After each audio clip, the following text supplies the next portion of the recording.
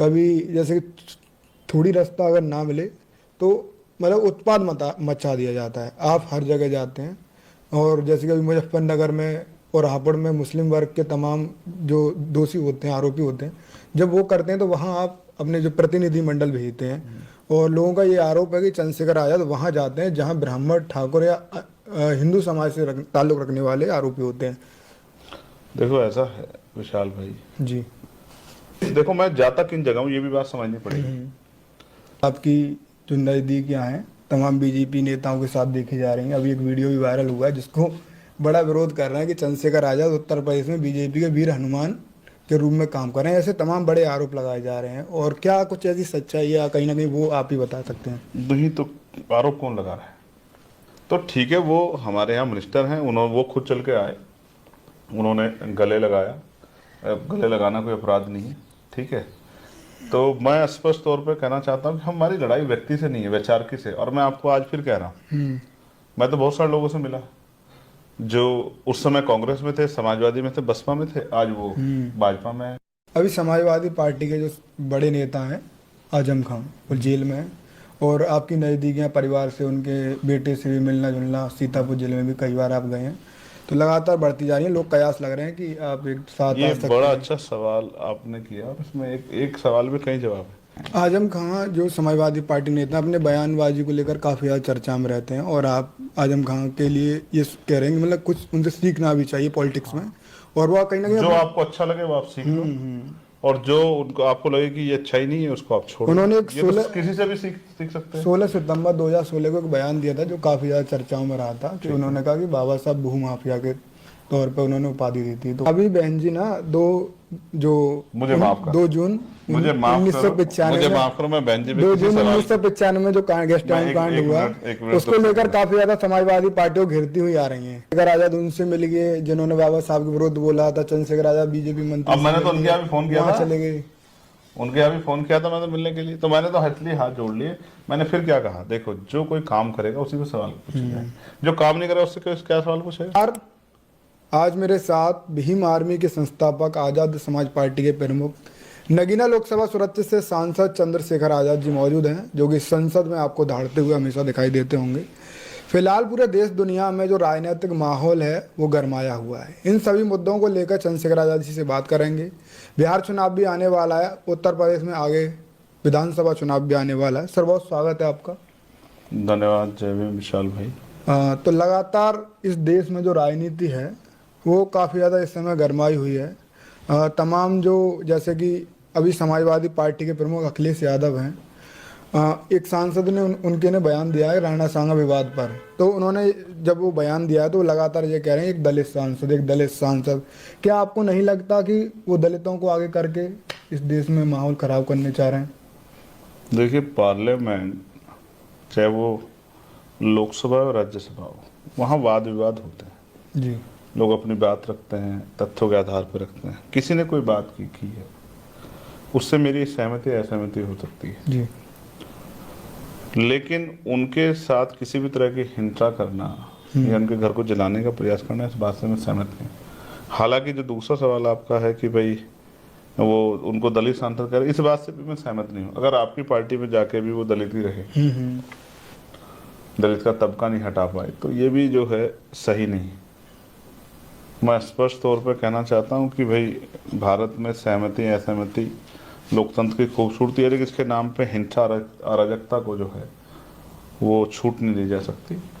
और सभी को अपने शब्दों में गरिमा रखनी चाहिए, चाहे वो पक्ष हो या विपक्ष हो। विपक्ष के लोग तो इससे भी आगे निकले हैं। कोई नारा देता था गोली मारो सालों को, कोई कहता था, एक सांसद ने तो इस तरह के बयान दिए, मैं उन शब्दों का प्रयोग भी नहीं कर सकता हूँ। ऐसे ही शब्दों का प्रयोग जो है मुख्यमंत्री ने किया उत्तर प्रदेश में अपनी विधानसभा में, कठमुल्ला, आतंकवादी, ये सब चीजें तो कटोगे नहीं, ये सब चीजें मैं इनसे सहमत नहीं हूँ। देखिए बेसिक क्या होता है, इन मुद्दों की वजह से जो बुनियादी विषय हैं, रोटी कपड़ा मकान रोजगार, खेती किसानी जमीन, अच्छा स्वास्थ्य, अच्छा जो है स्कूलिंग सिस्टम, अच्छी शिक्षा, ये सब चीजें पीछे चली जाती हैं।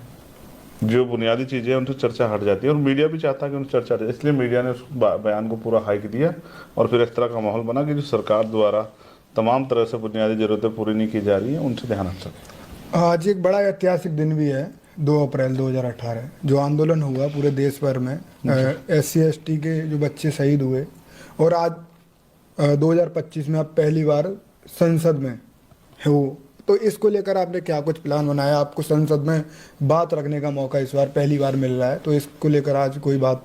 जहाँ तक मुझे याद है, मैंने सबसे पहले जिस दिन मैंने अपनी बात रखी थी, उस दिन मैंने 2 अप्रैल 2018 के मुकदमे वापस लेने का सरकार से आग्रह किया था जी।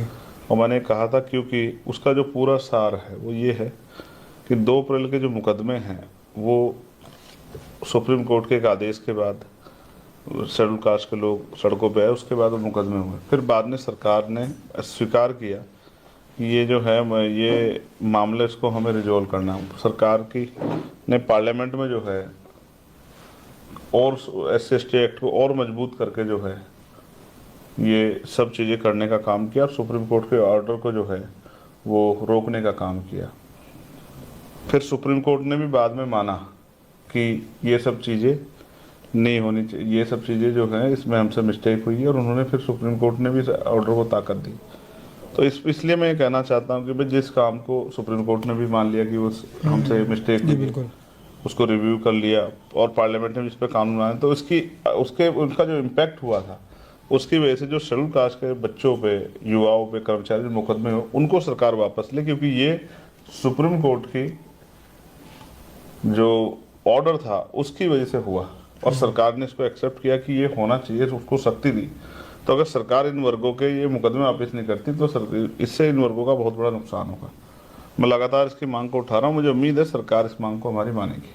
हाँ, देश भर में एक और मुद्दा काफी ज्यादा मैं आज गर्म उन है। शहीदों को भी नमन करता हूँ जिन्होंने 2 अप्रैल के दिन बलिदान देके समाज के अधिकारों की रक्षा करने का काम किया। आज देश भर में बिल पारित भी हो रहा है, जैसे कि संशोधन वक्फ बोर्ड पर आज कार्रवाई चल रही है सदन में, तो काफ़ी ज़्यादा माहौल गर्म है पूरे देश भर में। और जैसे कि अलीगढ़ जिला हो गया, आजमगढ़ जिला हो गया, आगरा जिला हो गया, इनमें तो PSC भी तैनात कर दी गई है। तो कैसे देख पा रहे हैं ये जो उत्तर प्रदेश सरकार? देखिए, उत्तर प्रदेश या देश भर में जब भी किसी के अधिकारों पर अतिक्रमण होगा तो वो विरोध करेगा। विरोध का अधिकार संविधान ने आर्टिकल 19 ने हमें दिया। हालांकि अब जो विरोध करने के लिए कोशिश करता है उसका गला घोटने का काम सरकार करती है। जैसे अभी 10 तारीख को हमारा आंदोलन 10 मार्च को, उसका गला घोटने का काम सरकार ने किया। फिर भी वहाँ हजारों संख्या में लखनऊ लोग पहुंचे। तो सरकार को ये भय है, क्योंकि सरकार कह रही है कि हम ये बिल मुसलमानों के लिए ला रहे हैं, उनके फायदे के लिए, गरीब मुसलमानों के लिए नहीं होगा। और बड़ा सवाल ये है कि जिनके लिए आप ला रहे हो और वही इससे नाराज है, वही इस पर ऐतराज जाहिर करे, तो आप बिल किसके लिए ला रहे हो? लोकतंत्र यानी कि जन भावनाओं का सम्मान, जनमत, बहुमत। तो बहुमत में मुसलमान इस बिल का विरोध कर रहा, फिर आप इसको जबरदस्ती क्यों ला रहे हो? तो सरकार की मंशा पर शक है, और सरकार की मंशा पर शक होना भी चाहिए क्योंकि सरकार ने जो वादे किए उनको पूरा तो नहीं किया। क्या उत्तर प्रदेश सरकार समझ चुकी है कि माहौल गड़बड़ हो सकता है, इसी वजह से PSC लगाई गई है? उत्तर प्रदेश की सरकार तो इन मामलों को भुनाने का काम करती है। कुछ ना भी हो रहा हो तो भी उन्होंने, जो ईद पे क्या हो रहा था, ईद तो की नमाज हर बार होती, उन्होंने इतनी फोर्स लगा के 1 इंच भी अगर कोई पैर सड़क पे रख ले रहा था तो लाठी से उसको पैर धकेलने काम कर रहे थे। तो ये इसको क्या मानोगे आप? ठीक है, ये तो सरकार की तानाशाही है, लोगों को परेशान करना, लोगों के मन में भय पैदा करना, इस तरह का माहौल बनाना, उस पर फिर मीडिया के द्वारा चर्चा करवाना जिससे सरकार को फायदा। विपक्ष लगातार हल्ला बोल है वक्फ बोर्ड पर, और मुझे नहीं लगता क्योंकि सरकार के पास पूर्ण बहुमत है इस बिल को पास करने के लिए। क्या लग रहा है, आप इस कार्रवाई को रोक पाओगे? मतलब नहीं, ये सरकार चाह रही है, थोड़ा सा कंफ्यूजन है, मैं इसको तो सरकार के पास बहुमत है। हम लोग कोशिश कर रहे हैं कि जो बहुमत सरकार के पास है उसमें से कुछ लोग अपना हृदय पर व्यक्त करें, अपना मन बदलें और वो इस बिल के विरोध में आके हमारे साथ खड़े हों। जी, हालांकि क्योंकि मेजोरिटी तो सरकार की मेजोरिटी नहीं होती, सरकार कैसे होती? तो सरकार का बहुमत, लेकिन हम कोशिश कर रहे हैं, चाहे नीतीश जी के लोग हैं, नायडू जी के, LJP के लोग हों, उन सबसे हमने कोशिश की है कि भाई चर्चा की और उनको समझाने का भी काम किया है कि सत्ता लंबे समय नहीं रहेगी, बाद में जो है फिर जो है देश के लोगों का की विजय होगी, लोकतंत्र की, संविधान की विजय होगी। तो संविधान विरोधी कानूनों के खिलाफ आपको अपना स्टैंड लेना चाहिए, क्योंकि इससे स्पष्ट हो जाएगा कि कौन किस वर्ग का कितना हितैषी। अभी जो वक्फ बोर्ड, मतलब ये मैं इसी टॉपिक पे एक और सवाल जानना चाहूँगा, क्या लग रहा है कि ये जो सरकार है इससे मुस्लिम को नुकसान होगा अगर ये पास होता है? तो बिल्कुल डेफिनेटली नुकसान होगा। इससे सरकार को एक जो है अपना एजेंडा लागू कराने का अवसर मिलेगा। डिस्प्यूटेड प्रॉपर्टी पे सरकार के लोग अभी जो जहाँ जैसे संभल है तो संभल की मस्जिद तो डिस्प्यूटेड नहीं थी, लेकिन उसको डिस्प्यूटेड कर दिया गया। अब वहाँ जो है तमाम, जब भी कोई नमाज का कार्यक्रम होता है या कोई धार्मिक कार्यक्रम होता है तो उसको सेंसिटिव बना दिया पूरे उसको, जैसे पता नहीं क्या होने वाला, फोर्स लगती है, मीडिया डिबेट्स होती हैं। तो इसी तरह कल किसी भी डिस्प्यूटेड प्रॉपर्टी पे इस तरह के इश्यूज को जो है और उसको क्रिएट करके और उससे जो है राजनीतिक फायदा लेने का काम सरकार करेगी, मुझे ऐसा लगता है।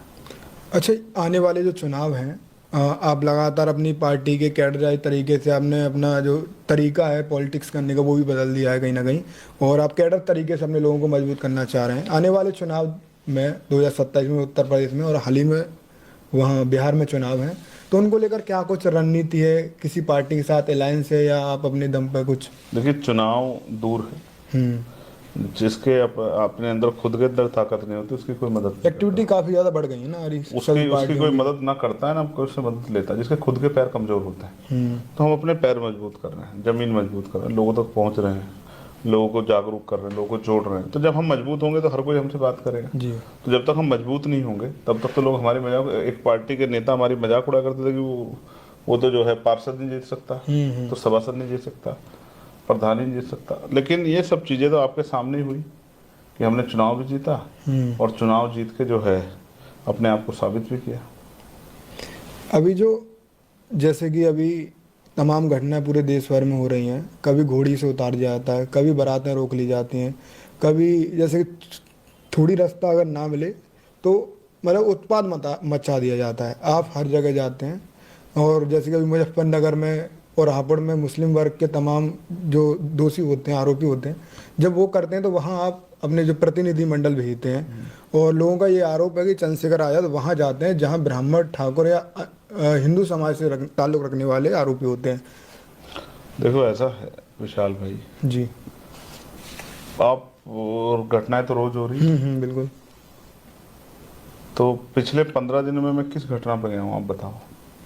मथुरा में गए थे आप इस बार? 15 दिन नहीं हुए, ज्यादा हो गए। ज़्यादा हो गए नहीं, लास्ट आप तो दोनों उस कार्यक्रम में थे, आपको याद होगा किस तारीख की घटना? फरवरी को गए थे आप शायद। 28 फरवरी को आई थी।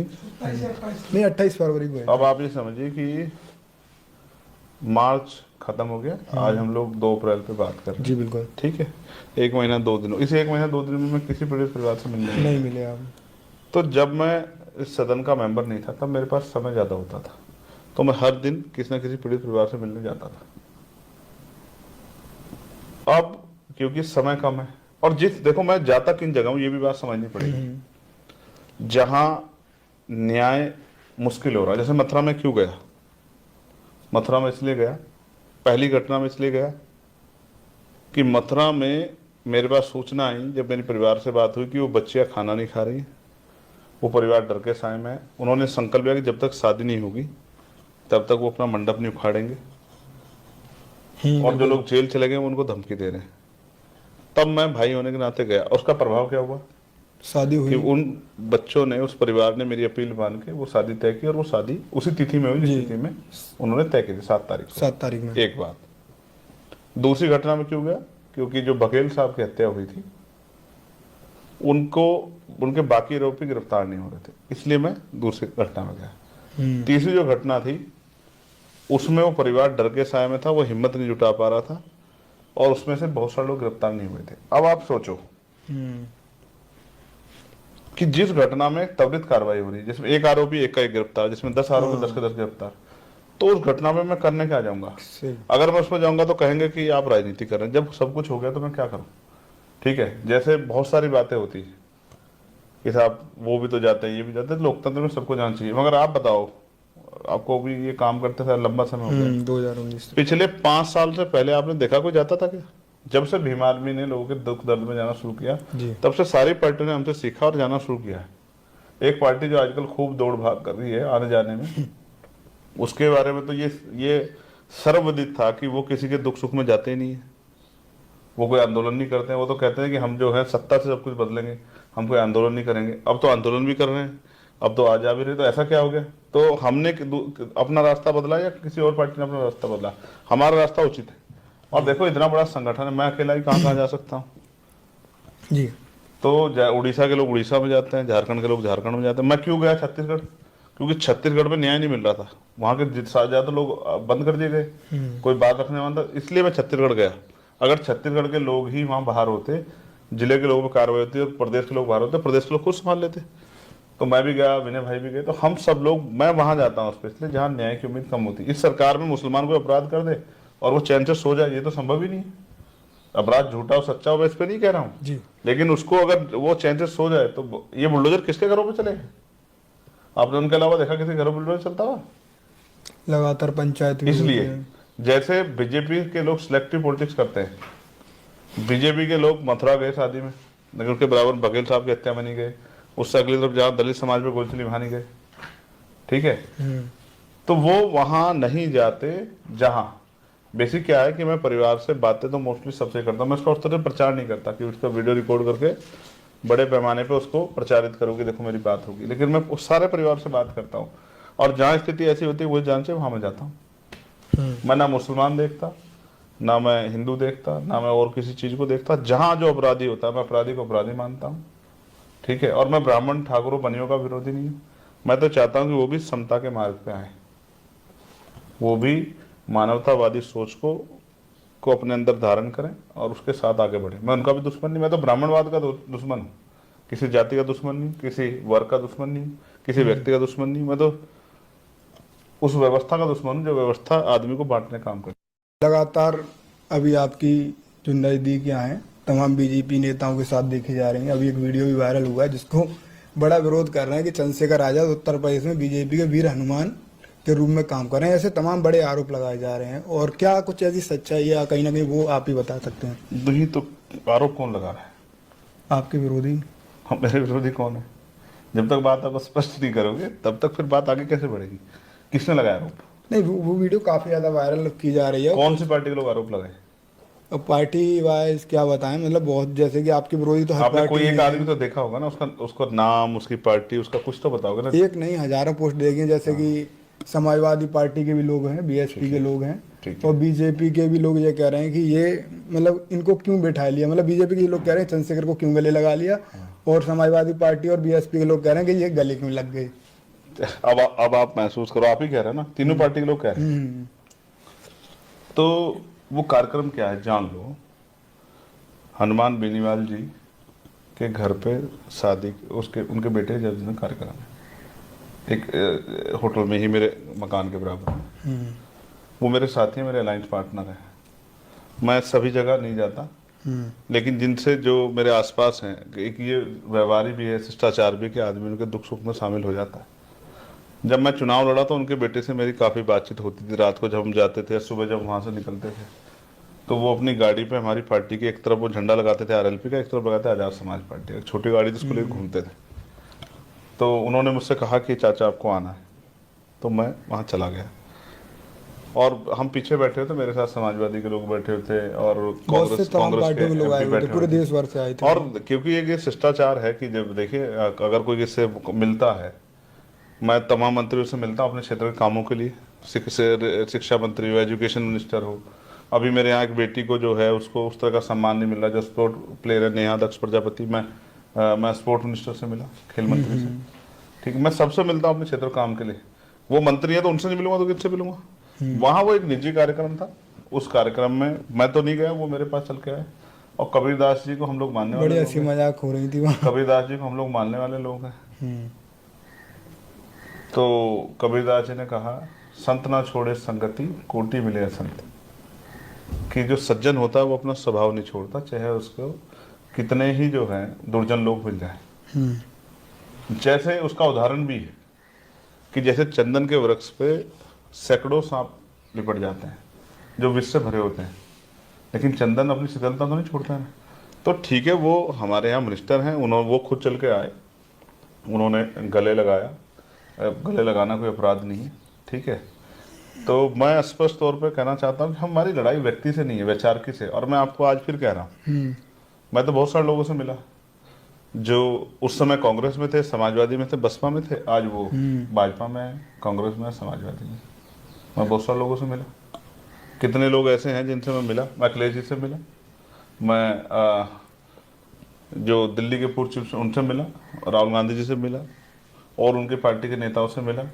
तो नेताओं का क्या है, नेता तो अपनी सहूलियत के हिसाब से आते जाते रहते हैं। आज जो लोग बीजेपी में हैं, क्या वो कांग्रेस में नहीं थे पहले? मैं आपको कितने लोग मैं गिनवा दूंगा। उत्तर प्रदेश में ब्रजेश पाठक जी बीएसपी में रहे, उत्तर प्रदेश से ये रामचल राजभर, लालजी वर्मा सब ये बीएसपी में थे, अब सपा में। अब सपा में है। अब यहाँ हमारे वीर सिंह जी थे, पूर्व राज्यसभा सांसद, बीएसपी में थे, अब वो भाजपा में, उससे पहले सपा में। कितने ऐसे नेता हैं जिनको आपको गिनवा दूंगा। तो मैंने फिर कहा ना, व्यक्ति बुरा नहीं होता, वैचारिकी बहुत इंपॉर्टेंट। वैचारिकी से कोई समझौता नहीं हो सकता है। सभी सांसद सभी विधायक कहाँ हैं कहाँ नहीं किसी को नहीं पता। सिर्फ अगर उस अभी समय सड़क पे मैं आप ही निकलूं, का- आप ही का अगर मैं विरोध सड़क पे ज्यादा निकलूं, हो रहा है। अगर वहाँ किसी एक्सीडेंट हो जाए, वो किसी पार्टी का हो, मेंबर है हम सब लोग, जिस तरह के स्कूल होता है हम उसका एक पार्ट है, तो मुझे क्या करना चाहिए? अगर वो बीजेपी का है, कांग्रेस, समाजवादी है, इवन किसी पार्टी का है, तो उसको मरने देना छोड़ के निकल जाना चाहिए। ये आपके संत गुरु महापुरुष ने सिखाया। जी जी। मैंने कहा ना, मैं फिर स्पष्टवादी बात, मैं तो चाहता हूँ कि जो मानवतावादी गुण मेरे अंदर है, जो प्रेम मेरे अंदर है, वो जिनके अंदर नफरत है उनके अंदर से भी निकल जाए, जो पॉजिटिवनेस हमारे में है वो उनमें भी जाए, और वो अपना जो अपने अंदर जो है, जो नकारात्मकता या जो किसी प्रति द्वेष है वो छोड़े। तो मैं तो इसको गलत नहीं मानता, मैं तो सबको ऑफर देता हूँ कि वो मानवतावादी रास्ते पर आजाद समाज पार्टी में आ जाए। जी जी जी। अभी महाबोधि मुक्ति आंदोलन जो चल रहा है बोध गया में, उसको लेकर क्या समर्थन है आपका? मतलब आप कब जा रहे हैं वहाँ? नहीं, जाना और ना जाना, फिर जब मैं अक्सर किसी आंदोलन में जाता हूँ तो फिर सब लोग कहते हैं कि देखिए चंद्रशेखर वहाँ चले गए हैं, तो उसके लिए चले गए हैं अपने सर लेने के लिए। मैंने उनसे कह दिया, लगातार मेरी उनसे बात हो रही है, बीमार भी टीम हम के साथ है। जब कोई बड़ा प्रोटेस्टर होगा तो उसमें हम लोग शामिल होंगे। जी। कल परसों में उसको लेके हमारी एक मीटिंग हुई है, तो मैं भी उसको उस तरह से क्लियर नहीं कर सकता हूँ कि उस मीटिंग में क्या होने वाला है, लेकिन मैंने उनको विश्वास दिलाया। क्योंकि ये मुद्दा किसने उठाया पार्लियामेंट में, बताओ? पिछले 75 सालों बाद में आज़ादी के अब तक किसी सांसद ने उठाया। सबसे पहले जो अगर किसने उठाया तो वो चंद्रशेखर आजाद ने उठाया। जी। तो ये विषय मैंने उठाया, ये इस विषय की गंभीरता को मैं समझता हूँ। तो लेकिन लीड कौन कर रहा है? लीड कर रहे हैं भंते जी। तो जैसा भी उनका आदेश होगा, जब भी आदेश हो, जिस तरह की स्थिति होगी उस तरह से उनका साथ देंगे, उसमें तो कोई दो राय नहीं। अभी समाजवादी पार्टी के जो बड़े नेता हैं आजम खान, वो जेल में हैं, और आपकी नज़दीकियाँ परिवार से, उनके बेटे से भी मिलना जुलना, सीतापुर जेल में भी कई बार आप गए हैं, तो लगातार बढ़ती जा रही है। लोग कयास लग रहे हैं कि आप एक साथ ये आ सकते बड़ा हैं। अच्छा सवाल आपने किया, और इसमें एक सवाल में कई जवाब है। इसमें वो जवाब भी है गिरिराज